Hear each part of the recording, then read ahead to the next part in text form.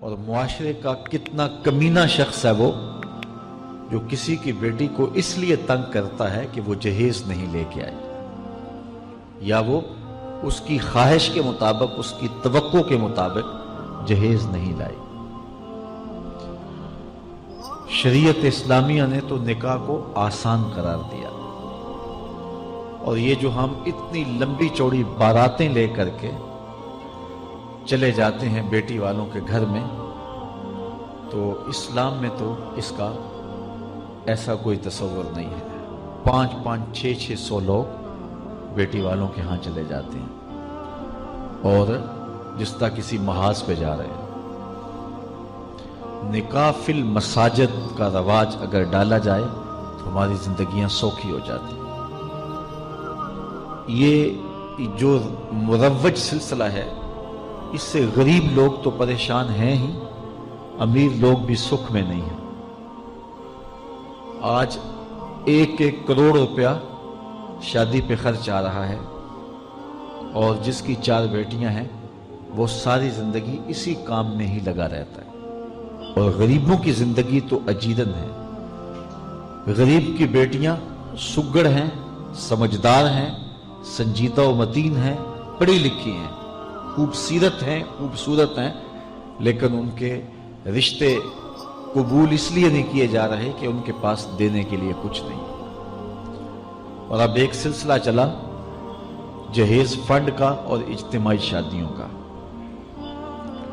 تو شاید کسی کے لیے اس میں تسکین ہو، لیکن میں تو ایک مرتبہ ایسی تقریب میں گیا ہوں تو دکھی ہو کے آیا ہوں۔ ہر شخص کا اپنا مزاج ہوتا ہے، مختلف تنظیمات، مختلف لوگ غریب بچیوں کی اجتماعی شادیاں کر رہے ہیں۔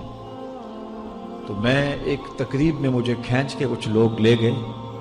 میں نے کہا مجھے تجربہ تو نہیں ہے، لیکن مجھے لگتا ہے کہ میرے لیے تکلیف کا سامان ہوگا، اور دوست جس مقصد کے لیے مجھے لے کے جا رہے ہیں تو ان کا مقصد بھی پورا نہیں ہوگا۔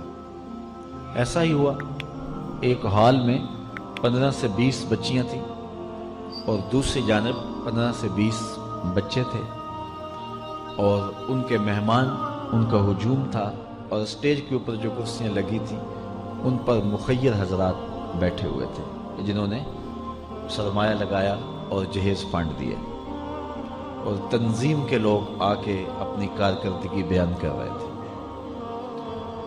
آخر میں انہوں نے مجھے کہا کہ ہم آپ سے کچھ سننا چاہتے ہیں، تو میں نے بیٹھے بیٹھے کہا کہ میں دعا کر دیتا ہوں، لیکن ان کا اصرار بڑا، تو میں نے مائک پہ آ کے کہا کہ انسان کی زندگی میں 3 موقع ہوتے ہیں جس دن وہ مہمان خصوصی ہوتا ہے، اور سب لوگوں کی نظر اسی کے چہرے پہ ہوتی ہے۔ ایک جب وہ پیدا ہوتا ہے تو کالا کلوٹا بھی ہو تو ساری بستی اس کا منہ دیکھنے آتی ہے، اور اسے بہنیں چاند کہہ کے پکارتی ہیں، چاہے اس کا رنگ گہرا سیاہ کیوں نہ ہو۔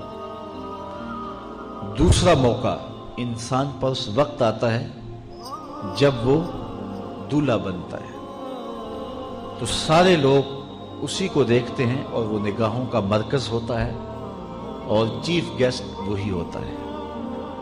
اور تیسرا وقت اس کے اوپر تب آتا ہے جب وہ چٹا لٹھے کا لباس پہنتا ہے، تو سارا شہر اس کا منہ دیکھنے آتا ہے۔ تو میں نے کہا ان غریب لوگوں سے آج تم نے یہ حق بھی چھین لیا۔